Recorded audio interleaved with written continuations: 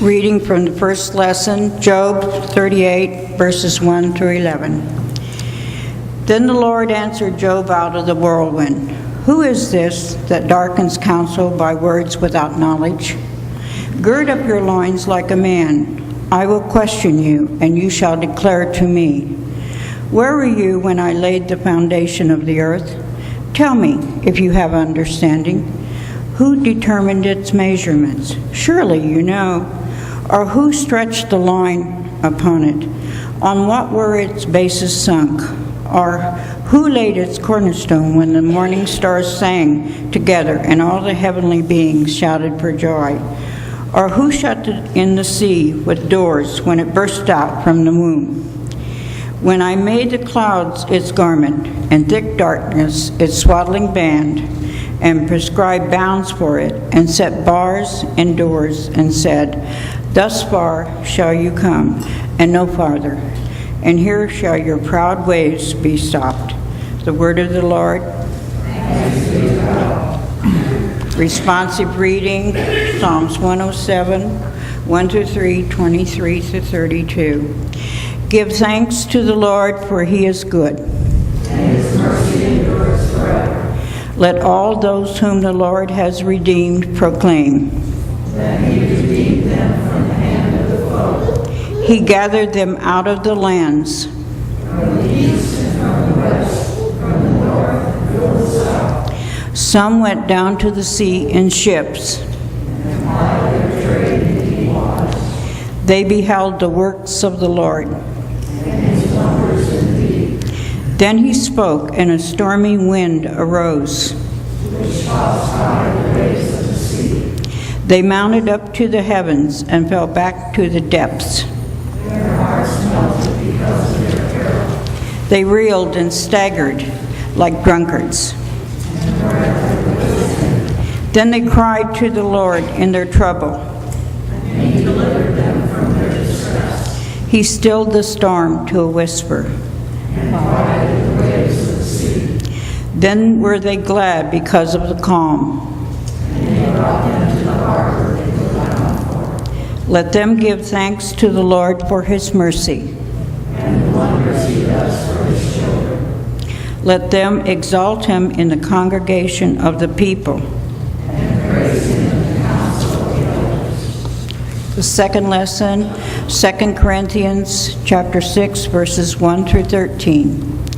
As we work together with him, we urge you also not to accept the grace of God in vain. For he says, At an acceptable time I have listened to you, and on a day of salvation I have helped you.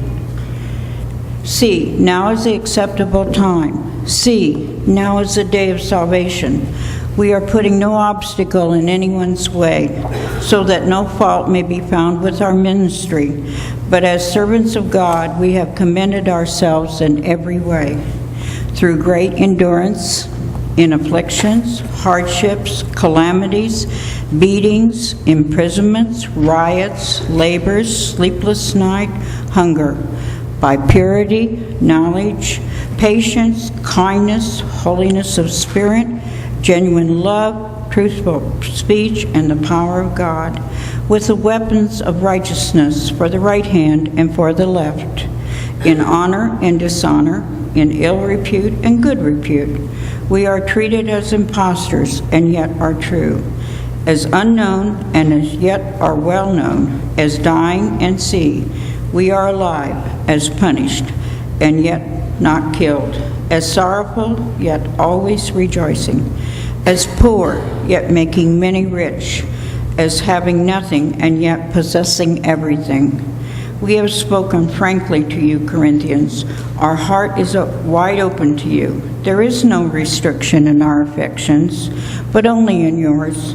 In return, I speak as to children. Open wide your hearts also. The word of the Lord. Thanks be to God.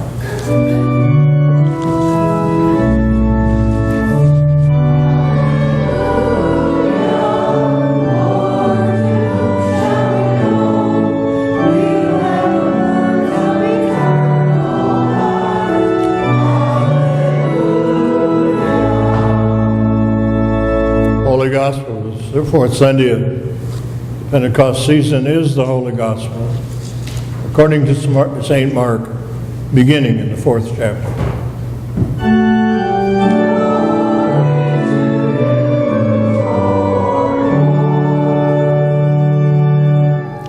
On that day, when evening had come, he said to them, "Let us go across to the other side." And leaving the crowd behind, they took him with them in the boat, just as he was. Other boats were with him. A great windstorm arose, and the waves beat into the boat, so that the boat was already being swamped. But he was in the stern, asleep on the cushion. And they woke him up and said to him, "Teacher, do you not care that we are perishing?" He woke up and rebuked the wind and said to the sea, "Peace, be still." Then the wind ceased, and there was a dead calm. He said to them, "Why are you afraid? Have you still no faith?" And they were filled with great awe, and said to one another, "Who then is this, that even the wind and the sea obey him?" This is the gospel of the Lord.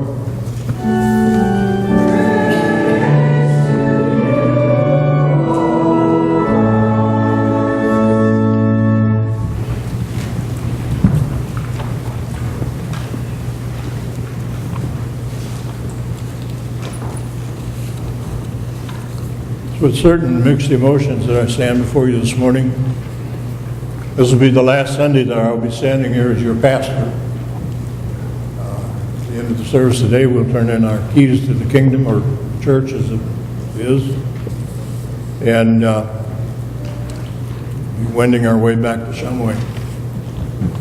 Brought back a lot of memories as I prepared for this day. I believe one of my favorites was the congregation that was very much into worship, very much into experiencing all different kinds of things and being involved and excited about their faith. And what was kind of unique about them was that every service had special music of some kind.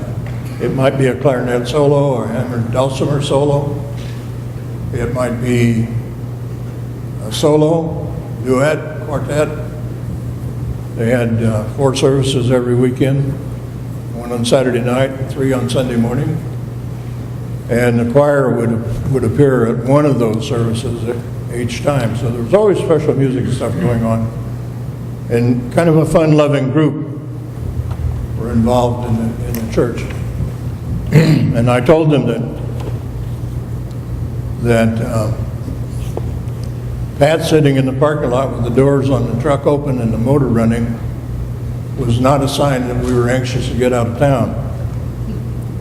And I noticed that what happened was the interim had ended, and they paid us to stay over because the new pastor was moving, and the first midweek Advent service was coming up, and the new pastors, they had 3 pastors normally, but 2 of the new pastors that were coming did not feel they'd be ready for worship on Wednesday night, so we had stayed for that Wednesday night. I was surprised to find the whole choir at the Wednesday night service.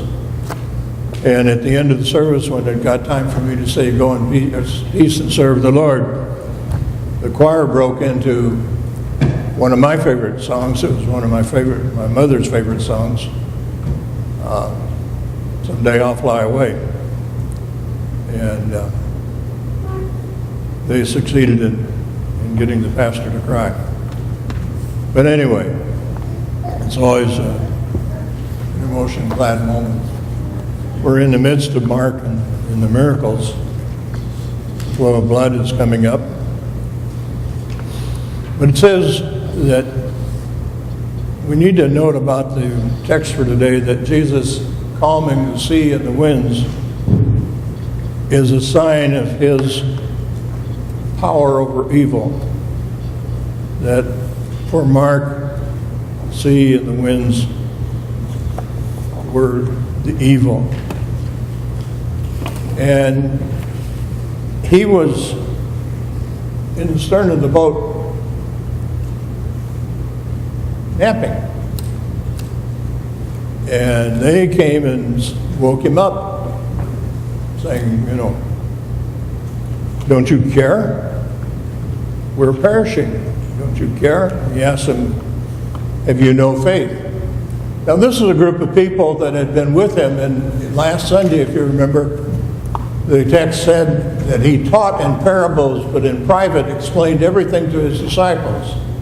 So this is a group of people who had been drawn together, and everything had been laid out for them, and everything had been explained to them. And yet, at this moment, they were afraid. And I wonder how that mirrors our own understanding of God. That when a calamity, a terrible thing happens, like the shootings in Colombia, like violence breaking out in Ferguson, Missouri, like things happening in our own lives, people of our family going long before what we would consider their time, dying while they were still young. It is then that people turn to God. And that's what these disciples were doing, was turning to God. What happens when the big celebrations are going on? Do we go to God and say, where were you in this celebration? Did you celebrate with us, God? I think a tendency is to, like the disciples, when things are really crowding down in on us, is when we turn to God. That we have put God in a box that he has to stay in. We don't want him in this part of our life, but we want him in this part of our life. Some people would like to confine him to this building, to this hour on Sunday. That this is where God is, this is where I talk to God, and the rest of the week, I'm doing all right on my own. Thank you very much. Truth of the matter is, one of my daily prayers is that God will walk with me and guide my thoughts, that he will guide my words, and guide the way I understand things that are going on around me, that are happening where I am aware of them, that he will walk with me. As Luther said, for if left on my own, I would surely mess it all up. Martin Luther, which I feel was a man of great faith, realized his reliance on God and God being in his life and not being a distant deity that is looking on a certain amount of amusement as to what is happening to us. That Jesus reaching out to those people who were hurting, those people who were sick, those people who were lonely. I'm always struck by the differences in congregations where I get contacted by people in the congregation, usually by phone. And one of their first questions is, if I talk to you, do you have to tell, and they'll give names of certain people in the congregation. And I'll say, no, I don't have to. In fact, I don't tell the bishop and I don't tell my wife what we talk about. Anything we talk about is between us. And that's all the farther it goes. It goes no further. And then they open up. They're having marital problems, they're having personal problems. They're wrestling with something, a hurt, that they just can't quite find the balm to calm down and be able to function as a person. And that's where the foot soldiers, the lay people in the congregation, really play a huge part, because it is incredibly important how we treat each other, how we talk about each other. It is not unusual to hear somebody in a congregation say, well, we helped them before, but they didn't use it right. Right for who? Dr. Buheim, who preached at my ordination, had a phrase in there that I've remembered distinctly throughout my ministry. His point was that every Lutheran church should have a big banner hanging above the altar area. Above the cross, he said. a big banner that says, please take advantage of us. More ministry, he feels, is not done for fear that somebody's going to take advantage of us than we do. He said it's not our call. God is the one that decides whether they're properly using the gift. Our call is to serve each other, to love each other. In Luther's word, to love your neighbor and hold up everything they say or do in the best possible light, and not go the other route down the chute. We're called to be disciples, to be followers of Jesus. God has given his only Son to die for us that we might have life. The correct translation of John 3:16 is have life everlasting and not death everlasting. That we should have an abundance of life, a continuation of our relationship with Jesus. One of the things that struck me is you realize that in a ship like that, they had two ways of movement. One was be able to put the sail up and the wind drive the boat along. And the other was good old-fashioned oars, because they didn't have an Evinrude or a Johnson or a Mercury motor on the back of it that they could fire up and motor on in. Jesus was determined to get to the other side, to get to the Gentiles, those people that are not us. And I want to emphasize that we would like to say that the people who kill other people, especially those people who are in Bible study and prayer, are not us, but it looks like, yeah, they are. And we can't really say they're not us because we're not listening to what Jesus' mission was. That it was to the whole world, not just to a select group of people. I sat in a congregational meeting once when they were voting to whether to discontinue the one German language service that they still had. A fellow who was about my age at the time, in his mid-20s, stood up and said, I don't know what all the argument is about. And I thought, thank goodness, a voice of reason. We all know when we get to heaven we're going to be speaking German. Why don't we worship in it here? My heart sank.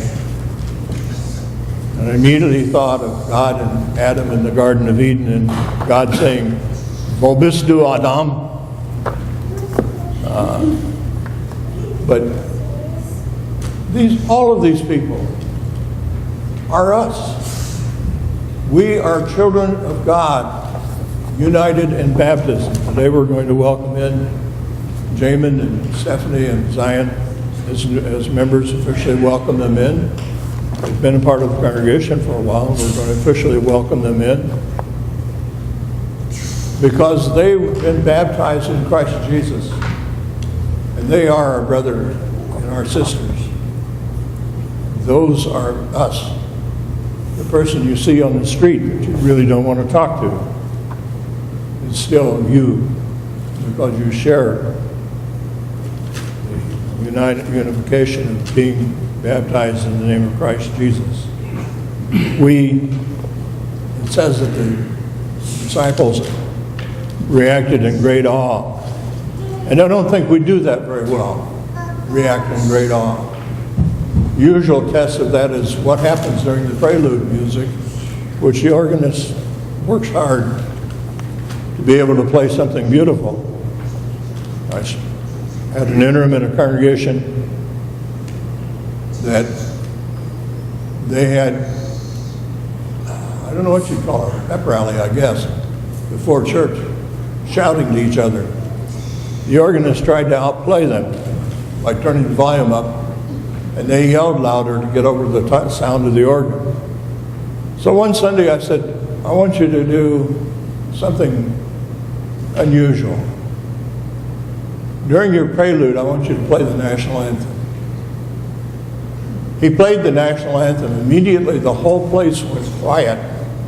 One of them ran up to the front of the church, grabbed the American flag, put it out in front of the altar, and they all stood with their hands over their hearts while the national anthem was played. quiet as church mice. We stand in awe of the flag. We'll honor the flag with respect, and yet we cannot honor God by taking time to prepare our hearts and minds to talk to Him who is the ultimate ruler in our lives. We are either passionate about something or we're apathetic about it. We either care about something and we have something that drives us, or we just let it go by because we're really not that interested in it. I worry sometimes about what we're enthusiastic about what we want to support, whether it's self-serving or for the service of others. I also worry about the ones that are apathetic, that don't care, even though there's hurt, there is need for ministry around, and they can't be bothered. I'd leave you with this question, which I've asked you before.